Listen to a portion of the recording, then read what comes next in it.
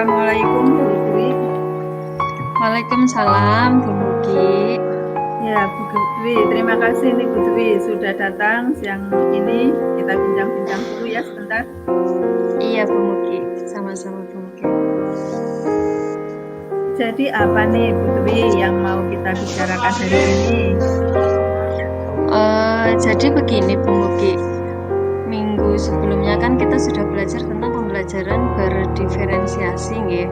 Nah, saya pikir ini bagus untuk diterapkan di kelas agar murid dapat belajar dengan baik. Nah, dari sini saya mulai membuat perencanaan, terus kemudian mengidentifikasi kebutuhan belajar murid, terus membuat konten yang berbeda-beda dan lain-lain. Tapi pada saat action di kelas tidak seperti yang saya harapkan. Perbedaan jenis konten ini malah membuat beberapa murid saling ganggu Bu. Jadi karena mereka itu saking penasarannya dan saking ingin tahunya dengan konten apa sih punya teman saya kok beda dengan saya. Nah jadinya malah kelas rame saling mengganggu begitu Bu Mugi. Oh begitu ya Bu Dwi. Oke Bu Dwi. Mungkin Bu Dwi di sini sudah menerapkan diferensiasi konten ya Bu Dwi. Iya. Di kelas. Tapi ternyata malah murid jadi saling mengganggu dan tidak fokus begitu ya Bu Dwi. Iya Bu. Kalau seperti itu. Kalau begitu, apa yang Bu Dwi harapkan setelah bincang-bincang ini? Jadi dari beberapa tahapan yang tadi sudah saya sampaikan ya Bu Mugi, sebenarnya saya itu yakin bahwa saya sudah melakukan apa yang saya lakukan itu mulai dari persiapan hingga pelaksanaan itu sudah baik meskipun hasilnya sedikit melenceng dari harapan. Saya hanya ingin tahu bagian mana sih dari proses pembelajaran yang saya lakukan itu yang masih kurang tepat itu yang mana. Kemudian bagaimana cara saya memperbaikinya agar pembelajaran di berikutnya itu bisa optimal. Oh iya. Terus apa yang bisa diperbaiki dan bagaimana sih mungkin cara memperbaikinya terkait dengan pembelajaran yang sudah dilakukan? Menurut Bu Dwi, bagaimana sih harusnya murid itu di dalam mengikuti pembelajaran? Iya, saya berusaha ini Bu memfasilitasi murid belajar sesuai dengan gaya belajar mereka. Jadi harapannya dengan ini murid bisa jadi lebih fokus dan lebih optimal dalam belajar. Oh gitu ya, murid bisa lebih fokus dan optimal dalam mengikuti pembelajaran ya Bu Dwi. Oke Bu.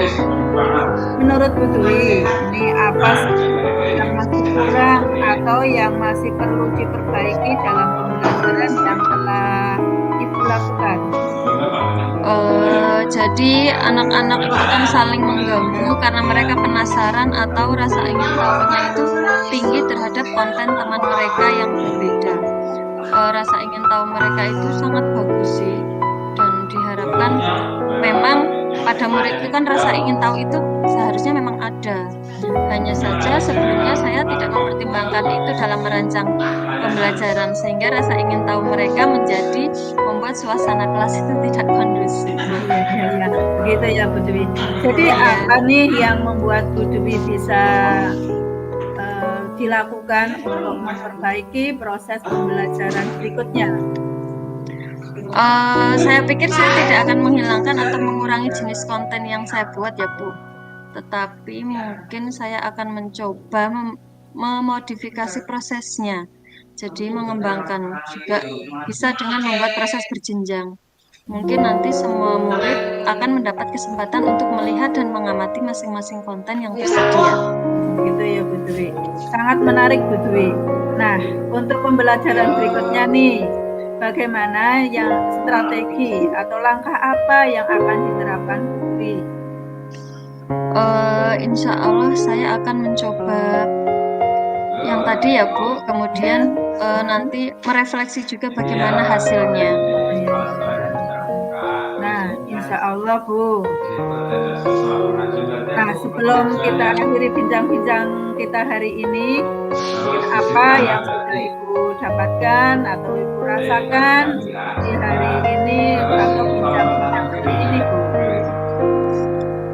Alhamdulillah Alhamdulillah saya sedikit memperoleh pencerahan dan solusi untuk pembelajaran saya berikutnya ya Bu. Dan saya jadi lebih semangat untuk segera mempraktekkan di kelas. Ya, alhamdulillah. Berarti sudah ada rancangan atau tujuan apa yang akan dilakukan Putri ya Putri. Iya, begitu Bu. Terima kasih ya Bu Mugi. Sampai ketemu minggu depan. Ya, sama-sama Putri. Mungkin kita Terima akhiri kasih ya ya. Putri. Iya. Iya Bu Mugi. Assalamualaikum.